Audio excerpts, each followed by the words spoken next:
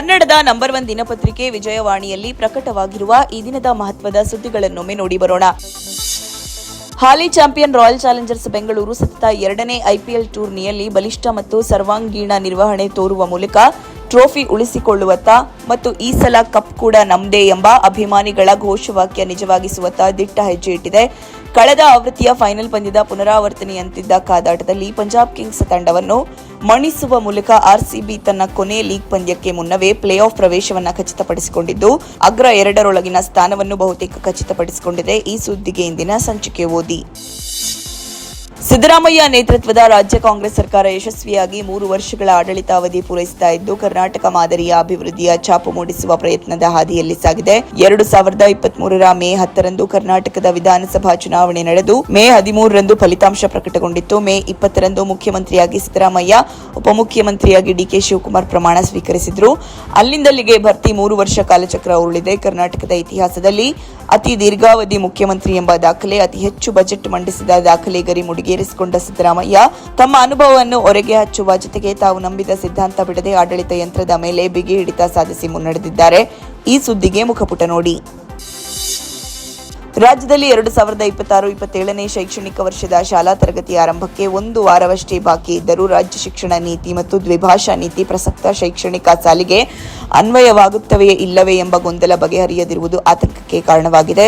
ಈ ಸುದ್ದಿಗೆ ಮುಖಪುಟ ನೋಡಿ.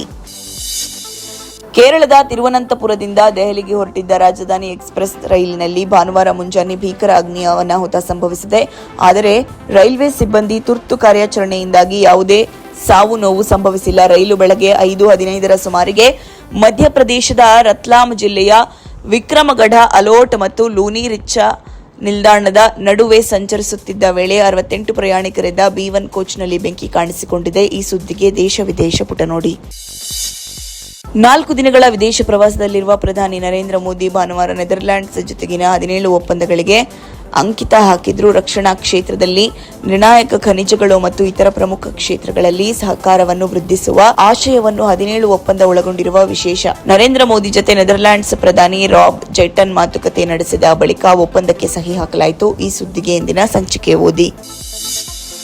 ಭಾರತದ ಸುದೀರ್ಘ ಇತಿಹಾಸ, ಅನನ್ಯ ಸಂಸ್ಕೃತಿ ಮತ್ತು ಪ್ರಾಚೀನ ಕಲಾವೈಭವ ಜಗತ್ ಪ್ರಸಿದ್ಧವಾದದ್ದು. ಆದರೆ ಕೆಲವು ಶತಮಾನಗಳ ಕಾಲ ನಡೆದ ವಿದೇಶಿ ಆಕ್ರಮಣಗಳು ಮತ್ತು ಬ್ರಿಟಿಷರ ಆಡಳಿತದ ಅವಧಿಯಲ್ಲಿ ಭಾರತದ ಅಮೂಲ್ಯ ಐತಿಹಾಸಿಕ ಕಲಾಕೃತಿಗಳು, ಆಭರಣಗಳು, ಹಸ್ತಪ್ರತಿ ಮುಂತಾದವುಗಳನ್ನು ದೇಶದಿಂದ ಹೊರಗೆ ಸಾಗಿಸಲಾಯಿತು.